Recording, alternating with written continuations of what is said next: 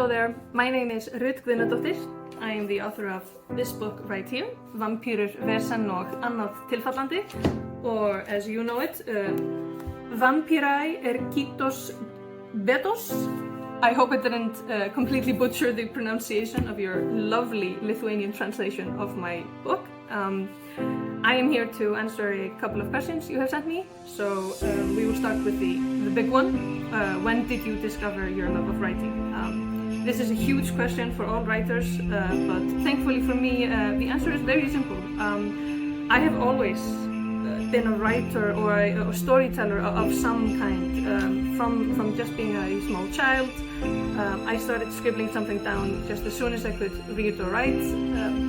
Making up silly stories, composing short poems, not necessarily good ones, just because I liked to tell stories of any kind.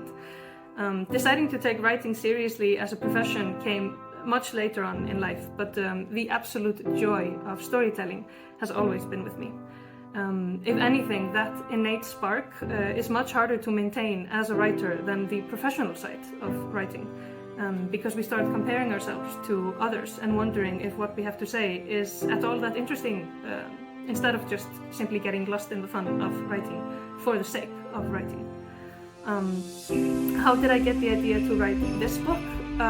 This particular story was born during my master's degree in creative writing.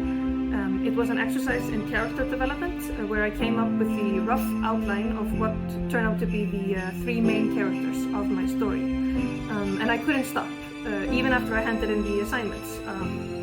I ended up using them even for my master's thesis, and I just kept honing the characters and working on the plot until I eventually submitted the first draft to a literary competition and ended up winning. And even by that point, there was still a lot of rewriting and reworking that had to be done.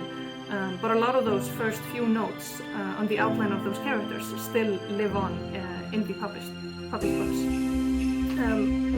What is this book about? In a nutshell, it is about three girls who become convinced that their math teacher is a vampire, sucking the life out of the older kids at their school.